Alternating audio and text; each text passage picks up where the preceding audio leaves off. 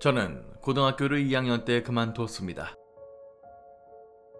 이유는 크게 두 가지인데, 하나는 아침에 일어나기가 너무나도 힘들었다는 것이고, 또 하나는 좋아하는 여자가 고등학교에서 가장 친했던 친구를 좋아해서였죠.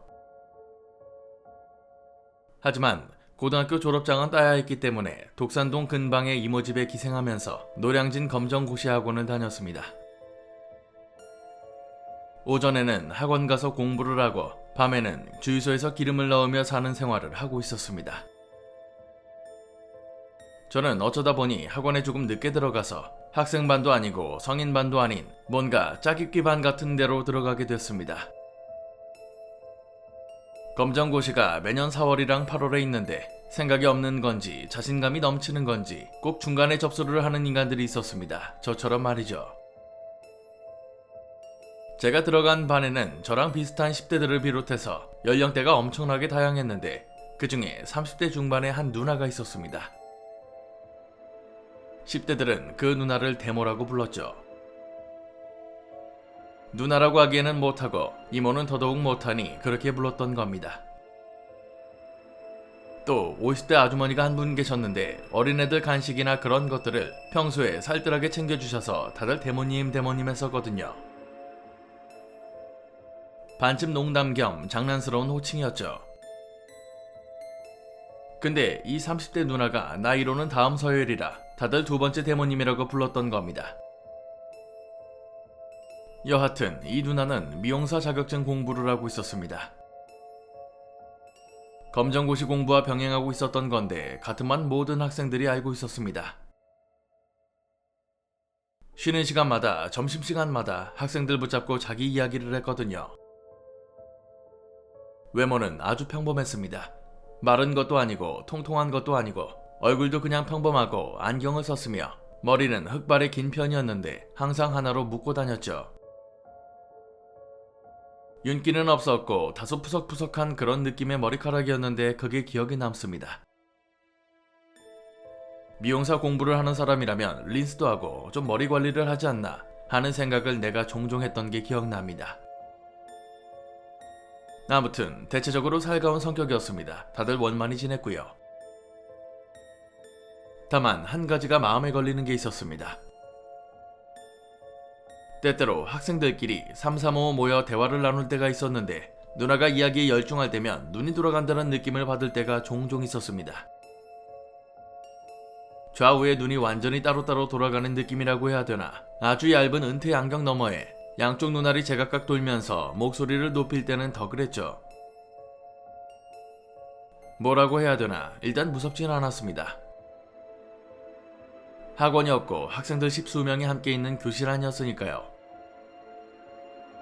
그냥 좀 이상한 사람이구나, 어딘가 좀 부족한 모양이다, 그런 생각은 했습니다.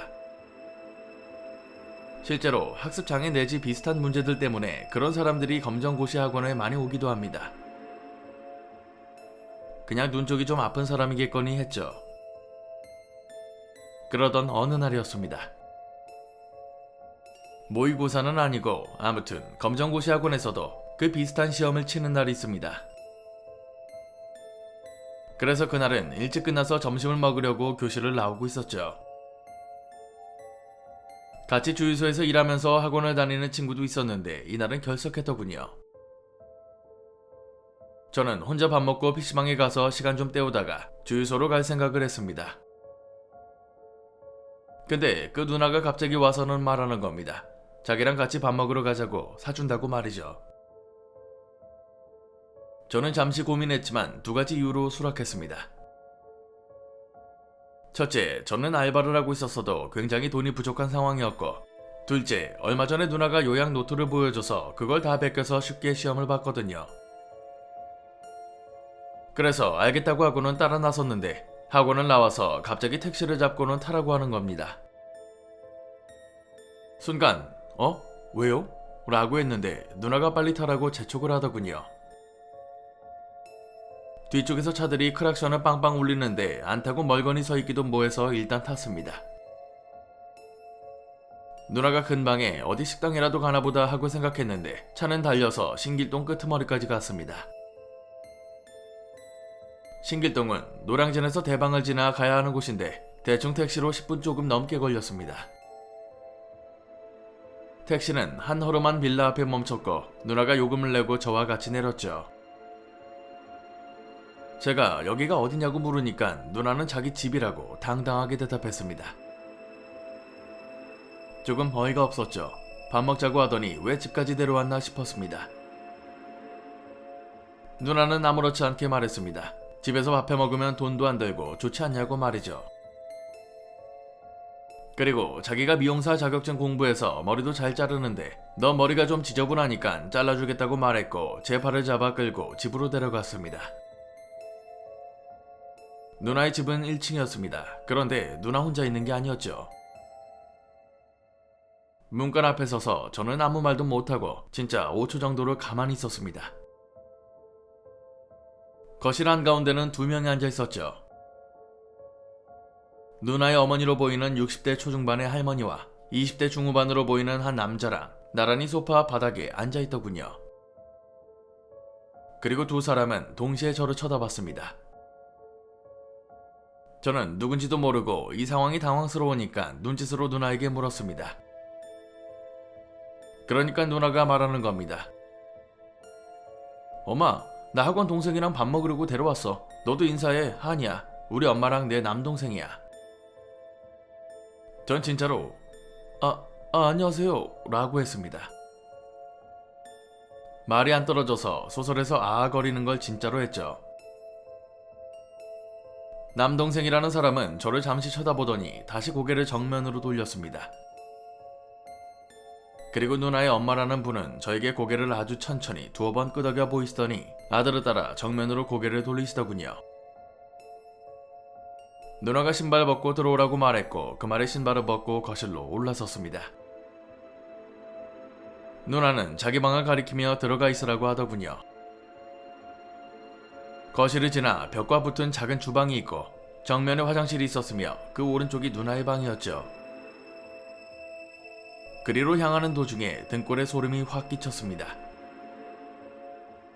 지금도 그 감각을 잊을 수가 없는데 거실에는 텔레비전이 없었습니다. 근데 엄마와 남동생이라는 사람이 거실 소파에 앉아서 멀거니 정면을 바라보고 있는 겁니다.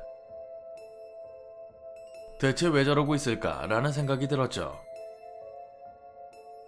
어쩐지 처음 집에 들어왔을 때도 소리가 전혀 나지 않아서 뭔가 이상한 느낌은 있었습니다. 나란히 앉아서 대화를 하는 것 같지도 않고 그냥 멍하니 앞만 보고 있는 게 마음에 걸렸죠. 뭔가 기분이 굉장히 불쾌한 상태에서 누나 방에 들어갔습니다. 누나 방의 첫인상은 그냥 지저분했습니다. 뒤쪽은 붙박이장이고 옆은 침대 없이 바닥 위에 깐 이부자리였습니다.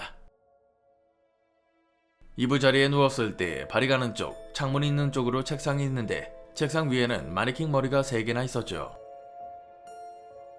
3개 중 하나는 대머리였고 나머지 2개는 문의 아닌 제가 봐도 들쑥날쑥한 머리를 하고 있었습니다. 조금 있다가 누나가 커피를 가지고 들어왔고 저더러 커피 한잔 하라면서 주는데 컵이 더러웠습니다. 끝에 뭔가 고춧가루 자국 같은 게 묻어 있었고 저는 덜 더러운 쪽으로 입을 대고 마시면서 생각했습니다. 빨리 이 집에서 나가야겠다고요. 밥 먹고 싶은 마음은 진작에 사라졌습니다. 제가 그때 18살이었고 뭔가 결정장애가 심할 때였습니다. 위험을 느낀 순간에도 이러면 안 된다고, 누나랑 가족들이 저 때문에 상처를 받으면 안 된다고, 저한테 밥 해주려고 날 불렀는데 내가 기분 나쁘다고 이럴 게 아니라고. 지금 생각해보면 정말 병신 같은 생각을 하고 있었는데 방에 멀거니 앉아서 기다리고 있고 누나는 주방에서 덜그럭거리는 소리를 내면서 뭘 만드는데 좀 있다 보니까 대화 소리가 들렸습니다. 엄마, 밥 없어. 없어. 학원 동생 밥 해주기로 했는데? 없는데? 철현아, 밥이 없는데? 없더라. 어떻게 해? 그러게. 어쩌지? 토시 하나 안 틀리고 이런 식으로 짧게 대화가 오갔습니다. 조금 있다가 누나가 방에 들어오더니 저에게 말했죠. 미안한데 밥이 없다고 라면이라도 먹으면 안 되겠냐고 말이죠. 저는 이 집에 들어온 뒤부터 계속 이상한 기분에 휩싸여 있었고 빨리 탈출하고 싶었기 때문에 덮어놓고 상관없다고 말했습니다. 그러니까 갑자기 누나가 엄청 어색한 웃음을 빼물고는 말하는 겁니다. 저 라면 사게 돈 좀. 그 순간 돈이 문제가 아니라 진짜 기분이 더러워졌습니다. 아니, 온몸에 소름이 돋았죠.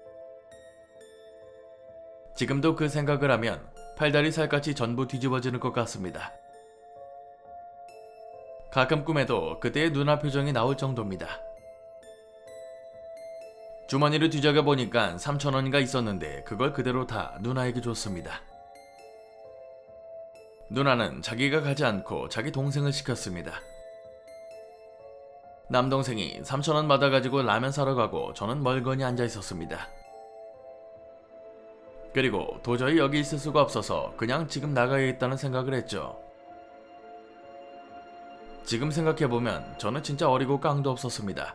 들어오지도 말았으면 될 걸 말이죠. 그런데 귀에서 싹둑싹둑 이런 소리가 들리기 시작하는 겁니다. 진짜 귀에서 저런 소리가 들렸다는 말입니다.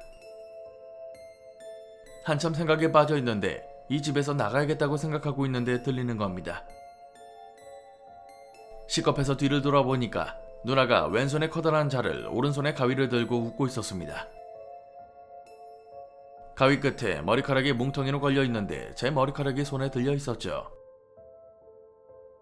제가 처음으로 벌컥 화를 냈습니다. 지금 뭐 하시는 거냐고, 갑자기 뒷머리를 왜 자르냐고. 진짜로 화가 나기도 했지만 사실은 무서워서 그랬던 것 같습니다. 소리라도 버럭 지르지 않으면 뭔가 당할 것 같은 그런 본능적인 위협을 느꼈던 거죠. 그런데 누나가 그 즉시 눈알이 따로따로 돌기 시작하는 겁니다. 학원에서 학생들이랑 대화할 때 이야기에 열중하면 그랬듯이 침을 튀겨가며 말했습니다. 그렇게까지 화를 내면 이 누나가 뭐가 돼? 너 생각해서 머리 좀 잘라주려고 하는 건데 사람이 실수할 수도 있는 거지 그런 걸로 화를 내고 그래? 이런 식이었습니다. 더 이상 다른 논리는 없었죠. 막무가내로 머리를 자른 데에 사과는 하나도 없이 윽박을 질러대니까 저로서는 죄송하다는 말밖에 입에서 나오지 않더군요. 진짜 그냥 죄송하다고 할 수밖에 없었습니다. 누나의 어깨 너머로 반쯤 열린 누나 방 문이 보이는데 그 바로 앞에 라면을 사러 갔던 남동생이 양반다리를 하고 앉아서 저를 쳐다보고 있더군요. 대충 10cm 정도의 틈이었을 겁니다. 양쪽 눈 안쪽이 다 보였고 코와 입도 보였으니까요. 제가 처음 눈 마주친 다음에는 눈을 피했습니다. 근데 계속 보는 시선이 느껴지니까 다시 쳐다봤는데 그러니까 남동생이 손에 든 검정 봉지를 들어 보였습니다. 마치 라면 사왔다고 말하는 것처럼요. 누나, 저기 라면 사오신 것 같아요. 남동생을 뭐라고 호칭을 붙여야 될지 모르겠으니까 그냥 그렇게만 말했습니다. 누나가 남동생을 돌아보더니 씩 웃었죠. 왜 웃었는지는 지금도 도저히 모르겠습니다. 누나가 가위랑 자를 내려놓고 나가서 라면을 끓였으며 좀 이따 나오라고 해서 주방으로 나갔는데 전 이미 나갈 생각을 하고는 가방을 어깨에 메고 있었습니다. 그런데 남동생이라는 사람이 현관 앞에 그냥 진짜로 현관 신발 놓는 곳에 그냥 서 있는 겁니다. 가만히 서서는 저를 보고 있는데 그 와중에 누나란 인간은 저한테 라면을 먹으라고 했죠. 네, 먹었습니다. 그 좁은 주방 2인용 식탁에 앉아서 라면을 먹었습니다. 제가 앉은 방향에서 좁은 거실과 현관문이 다 보이는데 등만 보이는 어머니란 사람은 텔레비전도 없는 거실을 보면서 계속 앉아있고 남동생은 현관을 지키듯이 서서 나만 쳐다보고 있고 저는 누나랑 마주 앉아서 라면만 먹고 있었죠. 진짜 남동생분한테 왜 그러시냐고 물어보고 싶었지만 차마 못 물어봤고요. 상식적으로 이상한 분위기인 건 알지만 그걸 입 밖으로 냈다가는 정말 나쁜 일이라도 일어날 것 같아서 꾸역꾸역 라면만 먹었습니다. 다 먹고 나니까 누나가 머리 마저 잘라준다고 방으로 오라고 하더군요. 이쯤에선 질러도 질러야겠다고 생각해서 말했습니다. 주유소 일하러 가야 된다고요. 누나는 또 좌우 두 눈이 따로따로 돌아가려고 하더군요. 그걸 보자마자 그대로 의자를 박차고 일어났는데 남동생은 여전히 현관에 서 있었습니다. 온몸에 닭살이 돋은 상태로 아무렇지도 않은 듯 최대한 얼굴을 붙이고 신발을 신었습니다. 끈 운동화였는데 끈 묶지도 못했습니다. 신발을 발귀는 내내 남동생이 바로 옆에서 저를 내려다보는데 정말 돌아버릴 것 같았죠. 신발을 다 신고 문을 열자마자 계속 정면을 보면서 앉아있던 엄마란 분이 목청이 째지도록 웃기 시작했습니다. 제가 처음 타고 왔던 택시에서 내린 집 앞까지 나오는 내내 그 웃음소리가 계속 들렸죠. 저는 뒤도 돌아보지 않고 미친 듯이 뛰었습니다. 당시 신길에서 대방까지 버스로 10분인데 그걸 달려서 20분 만에 주파했죠. 노량진 미용실 가서 머리 자르고 바로 주유소 가서 일하고 그날 같이 주유소 일하고 학원도 다니는 친구 민관이한테 다 얘기했습니다. 그거 미친년이라고 말입니다. 다음날 학원에 갔는데 누나가 저를 부르더군요. 계속 생각하고 있었는데 점심시간이 되니까 할 말이 있으니 잠깐만 와달라고 해서 학생들 담배 피우는 비상계단 쪽으로 갔습니다. 그리고는 손으로 저의 귀를 가리고는 속삭였습니다. 민관이한테 얘기했어? 뭘요? 했잖아. 그니까 뭘요? 했으면서. 뭐가요? 누나 집에 간 얘기요? 그게 뭐요? 무슨 할 얘기거리라고 그런 말을 하는데요? 안 했어? 안 했다고요. 그리고 할 얘기가 뭐가 있냐고요. 누나네 집 간 게. 민관이는 너한테 들었다고 하던데? 제 친구가 절대로 그 말을 했을 리가 없습니다. 애초에 재수없다고 절대 피했을 거니까요. 근데 이렇게 살짝 떠보는 걸 보고는 가까이 붙어있다가 칼 맞겠다 싶어서 그냥 씹고 돌아왔습니다. 그리고 그날부로 학원을 그만뒀습니다. 도저히 그 누나를 볼 수가 없어서 학원 때려치우고 혼자 공부해서 8월에 땄습니다. 나중에 친구한테 소식을 들었는데 누나가 정신병력으로 고등학교를 졸업 못했던 사람이더군요. 친구가 학원 사회 선생님이라 술을 한잔할 일이 있었는데 그때 들었다고 하더군요. 심지어 결혼하기로 약속한 약혼자를 칼로 찔러서 구속된 적도 있다고 했습니다. 모르긴 몰라도 만약 학원을 다니면서 그 누나를 계속 마주치게 된다면 저도 어떤 일을 당했을지는 상상할 수조차 없었습니다. 앞서 말씀드린 것처럼 아직도 가끔 꿈을 꾸면 씩 웃으며 쳐다보는 그 얼굴이 기억납니다. 그 집과 비슷한 구조의 집만 봐도 엄마와 남동생이 가만히 바라보고 있던 자세도 기억나고요.